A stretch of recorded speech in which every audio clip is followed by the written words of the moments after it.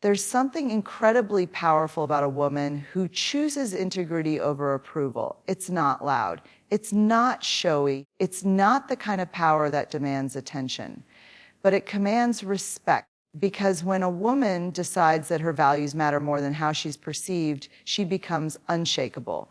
She stops asking, will they like me? And starts asking, can I live with myself if I abandon who I am? That's not just confidence, that's character. And here's the truth most people don't want to talk about: approval is addictive. Being liked, it feels good. Being praised, validated, the goal of the gray rock, told you're doing the right thing, that can be intoxicating. But when we chase approval, we often trade little pieces of ourselves to get it. We make ourselves smaller. We bite our tongues. We agree when our gut says no, and we laugh when it's not funny, because we're afraid of the silence that comes after standing alone. But the woman who refuses to compromise her character doesn't flinch in that silence.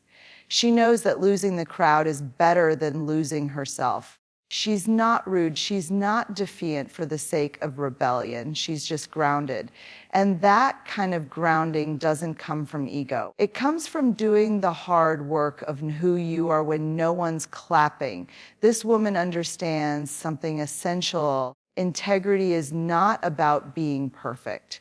It's about being honest. It's about staying aligned with your values, even when it's uncomfortable, even when it costs you something. And often it does cost something. The relationship, the promotion, the circle you used to belong to. But she knows that the price of being in places that demand her to hide, shrink, or perform is far higher than the temporary sting of being misunderstood. People may say, she thinks she's better than everyone. No, that's not it. She just refuses to perform for love. She won't negotiate her self-respect for approval. And it makes people uncomfortable because her presence reveals what others are still pretending about themselves. She doesn't chase validation because she knows it's fleeting. She doesn't bend to be accepted because she's already accepted herself. And there's a quiet defiance in that, a sacred rebellion. She knows what it took to build her self-worth, and she guards it the way you guard something sacred. Not out of fear, but out of reverence. Because once you've tasted that comes from living in alignment with your truth, you don't go back. You can't unfeel it. You can't unknow it. Approval becomes noise, and integrity becomes the compass. And that's the kind of woman the world doesn't always understand, but deeply needs, because she reminds the rest of us that it's okay to belong fully to ourselves. There's something radical, almost rebellious, about a woman who sets boundaries without apology. And I mean real boundaries. Not the kind we whisper or cushion with disclaimers, not the kind we offer while hoping we're not being too much. I'm talking about the woman who says, this is what's okay, this is what's not, and then holds that line calmly and clearly, not to punish, but to protect. Protect herself, protect her peace, protect the version of her that took years to build. What most people misunderstand is that boundaries aren't walls. They're not weapons. They're the clearest expression of self-respect. When a woman holds her boundaries with grace and conviction, she's not being cold or distant. She's being deeply self-aware. She knows what drains her, what violates her values, what erodes her joy. And she's no longer willing to tolerate any version of that just to make others feel more comfortable. We're taught from a young age that being nice means being agreeable. That being liked means being available. That being a good woman means being flexible, accommodating, even self-sacrificing. But when a woman begins to rewrite that narrative, it shakes people. Suddenly, she's difficult. She's hard to work with. She's too sensitive. But she's none of those things. She's just done betraying herself to meet the emotional needs of everyone else. The thing about boundaries is they're not loud. They don't need to be aggressive or dramatic. They're often quiet decisions, made over and over again. No, I won't answer that call past 10 p.m. No, The Gowak, I won't engage in conversations that shame or belittle me. No, I won't say yes just because it's easier than dealing with your disappointment. Those small no's add up. And over time, they become the architecture of a life that actually feels safe to live in. Here's the hard parting. People will push back, especially if they benefited from your lack of boundaries before. They'll test the edges. They'll challenge the firmness. And when you hold it, they might call you selfish. But the woman who refuses to compromise her character doesn't flinch at that label, because she knows the truth. Boundaries aren't about keeping people out.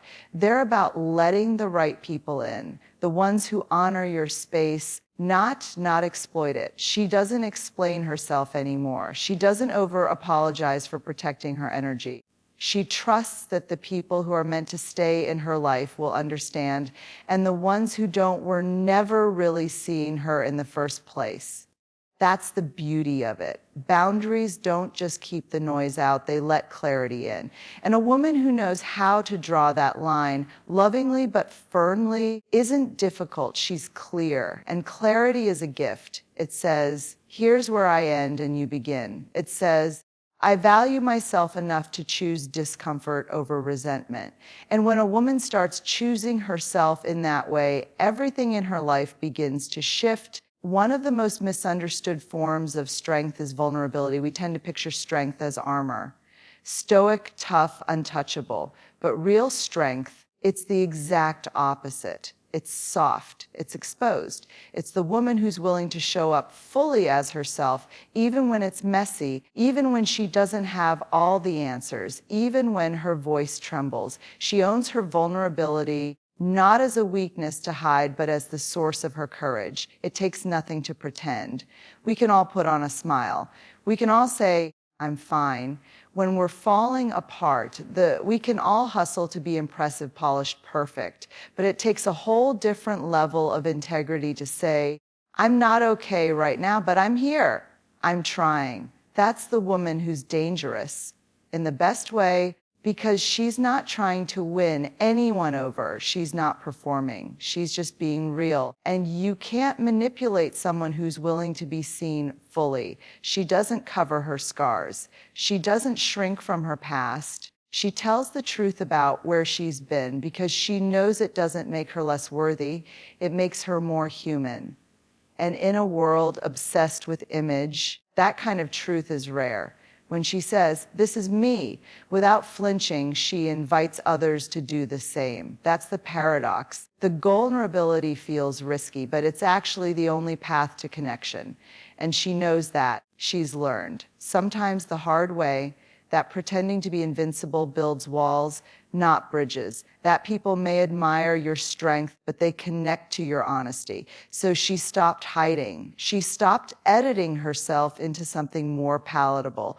She stopped trying to look strong, and instead she started being strong. And being strong sometimes means crying when you need to cry, asking for help, admitting you're scared, saying, I don't know. All of it. That kind of woman is unsettling to people who need others to play roles. She disrupts the idea that power looks like control. She shows that power can look like softness, grief, laughter through tears. She reminds us that real connection only happens when we're willing to be known, not for what we achieve, but for who we are underneath it all, the gray rock. And here's the thing, she's not vulnerable with everyone. She doesn't hand out pieces of her story to people who haven't earned it. She's not careless with her openness, she's discerning. But when she chooses to let you in, you know it's real. And that realness, that raw, unfiltered truth is what makes her unforgettable, because the woman who owns her vulnerability owns her power. Not the loud kind, not the performative kind, the kind that doesn't need to prove anything to anyone, the kind that says, I'm not here to impress you. I'm here to be honest, and I'll never trade that for approval. And that honesty, more than anything, is what sets her free. There's a quiet, grounded strength in a woman who holds herself accountable. It's not dramatic. It's not loud. It doesn't need an audience. But it's one of the clearest signs of someone who refuses to compromise her character. She's not interested in pointing fingers. She's not invested in playing the victim. When something breaks, when there's conflict, tension, or pain, she doesn't start with blame. She starts with reflection. It's not that she never makes mistakes. Of course she does. But the difference is she owns them fully. She doesn't pretend, deflect, or disguise them under a carefully polished narrative. She takes a breath, looks herself in the mirror, and says, "That was me. I said that. I did rock. I did that. I could have done better." In that moment, that ownership, that's where her strength lies. We're all wired to protect ourselves from shame. It's human. But accountability is what separates a woman of character from someone who just wants to look good, because it takes a lot of self-respect to admit when you've hurt someone or when your words didn't match your values. It takes even more courage to make it right, not just say sorry, but actually do the work of repair. And she does that work not because she's trying to prove anything, but because she wants to be at peace with who she is when no one's watching. She doesn't hide behind excuses like, "That's just how I am," or "They were being too sensitive." No, she listens. She learns. She leans into the discomfort instead of running from it. That doesn't mean she takes on blame that doesn't belong to her. She's not a sponge for other people's projections. But when something is hers, she claims it. And that honesty, that willingness to take responsibility for her impact, that's what earns trust. Bill of the Gray Rock, here's what's really beautiful about this kind of accountability. It gives her freedom. She's not tangled in lies or half-truths. She doesn't carry the exhausting weight of pretending. She moves through life with clarity because she's aligned. And alignment doesn't mean perfection, it means consistency. Who she says she is matches how she shows up. And when it doesn't, she adjusts. She doesn't spiral into shame. She doesn't get defensive. She just grows. People often think that admitting fault makes you weak. The grok, but it's actually the opposite. It's one of the most powerful things you can do, to stand in your own mess and say, the goal of the better, I want to do better. That's not weakness. That's leadership. That's maturity. That's integrity in action. And the woman who lives this way doesn't just become someone others can trust. She becomes someone she can trust. She builds a relationship with herself that's rooted in truth. And that truth becomes her foundation. Steady, grounded, and real, because at the end of the day, she'd rather face the discomfort of growth than live in the illusion of being right. There comes a moment in every woman's life when she realizes she's been dimming her light just to keep the peace. It doesn't happen all at once, it's subtle. She starts saying less, laughing quieter, showing up smaller, not because she lacks confidence, but because somewhere along the way, she was made to believe that her brilliance, her joy, her opinions were too much. And so she adjusts, she blends in, she trades authenticity for acceptance. But the woman who never compromises her character, she eventually stops doing that. She learns to walk away from anything that requires her to shrink. And that decision, it changes everything. Because when you stop betraying yourself to belong, you start building a life where you actually belong, not a life built on pretending, not one that fits someone else's mold, but one where your energy, your voice, your essence is safe, not just tolerated. And this woman, she's done with spaces that demand she dull her sparkle just to make others feel more comfortable. She's done walking on eggshells around people who mistake her boundaries for arrogance or her passion for aggression. She knows the difference now between love and control, between acceptance and conditional approval. It doesn't mean walking away is easy. It never is. Sometimes it's a relationship she's outgrown. Sometimes it's a job that once gave her identity. Sometimes it's a friendship that can't hold her evolution. And when she leaves, it hurts. There's grief in growth. But she leaves anyway, not because she's cruel, but because she's clear. She knows what it costs to dim her light, and she's not willing to pay that price anymore. There's nothing selfish about protecting your joy. There's nothing cold about choosing peace over chaos. There's nothing wrong with saying, If being fully myself makes you uncomfortable, then this isn't the right place for me. That's not arrogance. That's self-respect. And this woman has learned that honoring her own light isn't just about self-care.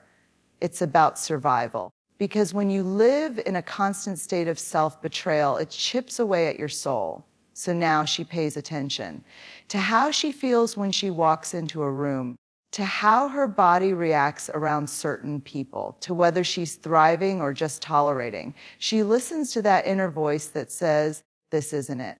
And instead of silencing it, she follows it, even if it means starting over, even if it means standing alone.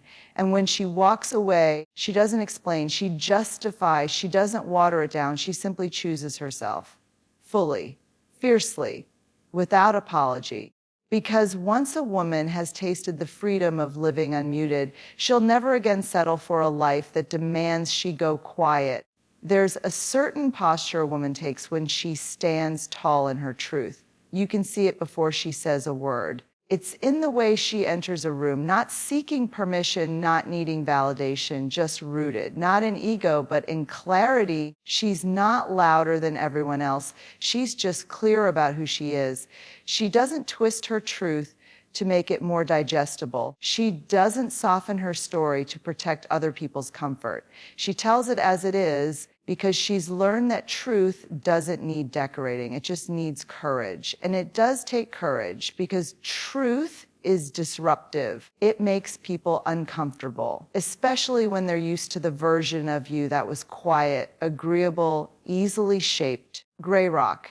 But this woman no longer edits herself to be more palatable. She doesn't package her truth in a way that keeps everyone else happy. She's not angry. She's just finally honest. She knows that being authentic doesn't always win applause. Sometimes it earns silence or judgment or loss, but she still chooses it every single time because she remembers the exhaustion of performing. She remembers what it felt like to swallow words that needed to be spoken, to smile through moments that called for boundaries, to nod in agreement when her gut said no. That's not strength, that's survival. And she's not surviving anymore, she's living. The truth for her is not a weapon, it's a mirror. It reflects who she really is. And sometimes that reflection is uncomfortable. Sometimes it's messy, but she doesn't flinch. She's made peace with her story, the whole thing, not just the polished parts, but the complicated ones too. The mistakes, the heartbreaks, the decisions she regrets, the seasons she barely survived. It's all part of her truth. And by owning it, she's freed herself from the shame of hiding. She speaks up even when her voice shakes, not because she wants attention, but because silence is too expensive. She knows the cost of staying quiet in rooms that demand her silence. She's paid it before, with her peace, her identity, her dignity. And now, she's done paying. What's incredible is how her honesty gives others permission to be honest too. When one woman stands in her truth, it calls something out in everyone around her. It says, "You're allowed to be real. You're allowed to take up space. You're allowed to stop performing." And that ripple effect, it's powerful. It changes rooms. It changes relationships. It changes legacies. But make no mistake, standing in your truth doesn't mean everyone will stay. It doesn't mean you'll be understood. The goal, it doesn't even mean things will get easier. It just means you'll be free. And for this woman, freedom is worth more than comfort, more than approval, more than control, because once she learned that her truth didn't need to be approved, only owned, she became untouchable in the most beautiful way.